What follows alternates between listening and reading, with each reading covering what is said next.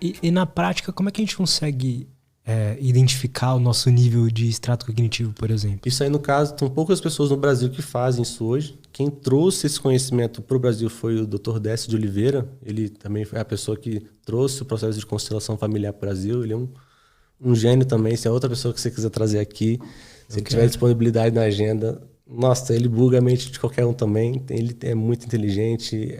O conceito de terapia familiar é muito bacana também. E ele é uma dessas pessoas que tem esse know-how de medir. O Dr. Porto também, entendeu? O meu sócio também que mexe com isso. Então, a avaliação do extrato cognitivo tem que ser alguém que entenda muito do assunto e tem experiência na medição. Porque não adianta não entender que o nível 1 de extrato é uma pessoa mais operacional, então ela consegue executar ações. Para você identificar, eu falo nível 1 e nível 2 é muito simples. Por quê?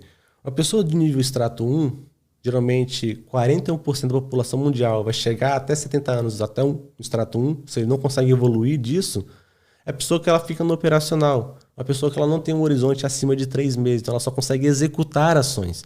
Então é aquela pessoa que ela vai ser um funcionário pro resto da vida. Então ela tem um gerente atrás dela ali que fala, fulano faz isso, hoje faz isso, essa semana faz isso. Então a complexidade dela é só de executar funções. Ela não consegue ser um extrato 2 que tem uma parte mais estratégica. É aquela pessoa que ela consegue visualizar e traçar um processo. Isso que faz isso, que dá nisso, que vai fazer aquilo. Então, o nível 2, vamos estar assim, um gerente de uma pequena loja que já consegue entender de processo. Então, o nível 1, muito fácil de identificar. O nível 2 também é o nível mais tático. Então, essa pessoa ela consegue entender de processos, consegue traçar um processo através disso. O nível 3, nível 0 que eu chamo, que também o Hélio Jacques trabalha com isso. 13% da população mundial. Caramba! É o nível que você fala assim, Lutz, 1 mais 1 é 2, entendeu? Entendi. Quanto é 1 mais 1? Aí você fala assim, 3? Você fala, não existe essa pessoa. Existe. Ah, não, mas coitada, é uma pessoa que não tem condições. Não, às vezes é uma pessoa instruída, ela não tem capacidade cognitiva. Ela não consegue compreender as coisas. Então, a função dela, às vezes, é ir lá no elevador Lacerda e apertar para você subir e apertar para você descer. E ela fica feliz da vida com isso. Botar numa função dessa, acho que em um dia entra em depressão. É muito simples, só que para ela é o máximo. A vida dela gira em torno daquilo. E quantos por cento a estimativa? 13% da população Bastante. mundial. É muita gente. Depois disso, 41% é o nível operacional. É nível 1. Então as pessoas só conseguem executar o horizonte temporal há no máximo 3 meses. 41% nível 2. Só consegue ter horizonte temporal no máximo até 1 ano, são pessoas mais táticas. Nível 3, a pessoa ela consegue enxergar fluxo. Então ela é um pouco mais... ela tem mais estratégia para ela conseguir girar o dia dela. Então ela consegue enxergar prioridade. Então ela vê um processo e ela cria um fluxo. O que é um fluxo? Ela consegue enxergar prioridade. Ah, então não é isso, isso e daí. Eu preciso fazer isso primeiro porque isso vai gerar uma cadeia que gera um pouco mais de performance. Interessante. O nível 4, ele pega fluxos em cadeia e monta um sistema. O que seria isso? Ele consegue ver prioridade no tempo dos fluxos. Então ele não consegue só enxergar a prioridade, consegue enxergar em cada momento do tempo quando acontece cada coisa.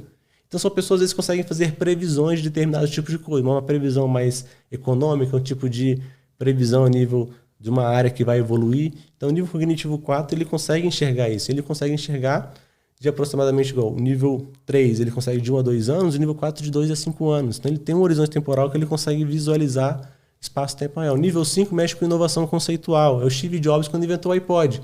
Todo mundo com Discman, o MP3 na época, ele falou, através desse dispositivo aqui, você consegue ouvir todas as suas músicas com fone de ouvido.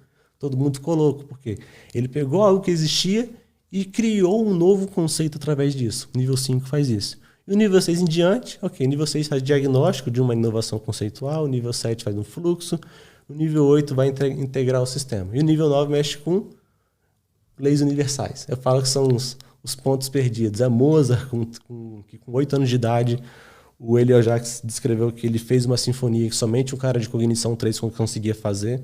Então, o cara, o maior extrato cognitivo que realmente o Jacques mediu até hoje.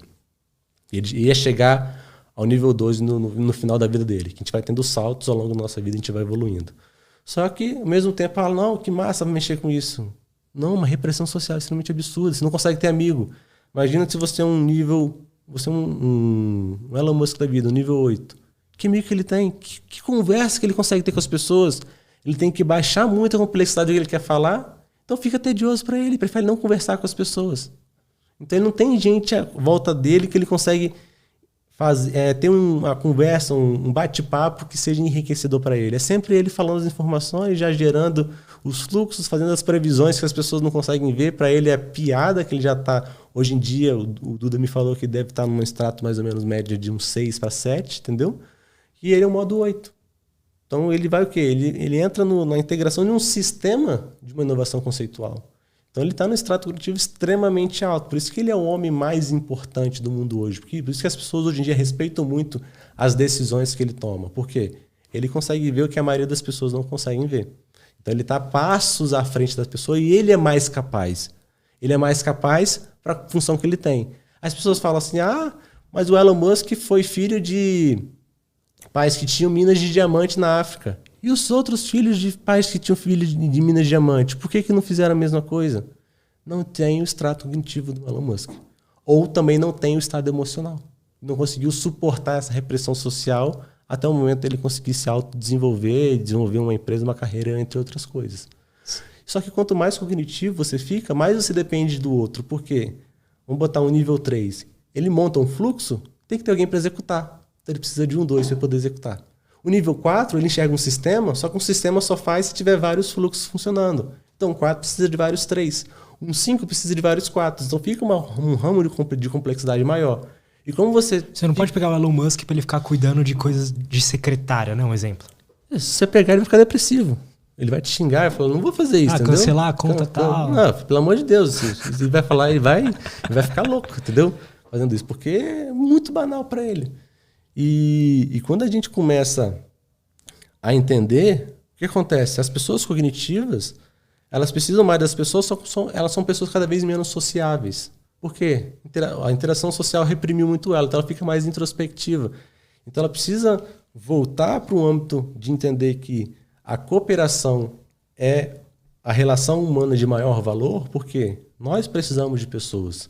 A gente só vive no mundo porque alguém preparou todo esse equipamento para a gente poder fazer esse podcast, alguém fez a câmera, alguém fez essa camisa, alguém fez esse copo, alguém fez esse celular, alguém está fazendo com que a internet esteja funcionando. Então, tudo a gente depende de outras pessoas. A cooperação é a maior habilidade do ser humano hoje em dia. Se botar o homem mais inteligente do mundo na savana africana, ele não sobrevive mais de 48 horas. O que adianta ser extremamente cognitivo, ser extremamente inteligente? Nada. Por quê? Existem outras funções que você não vai ser tão bom e que outras pessoas vão ser tão bons e vão te completar. Isso não é cognição, isso é inteligência e é afinidade em determinadas áreas. Então a vida não é só cognição. A cognição te dá capacidade.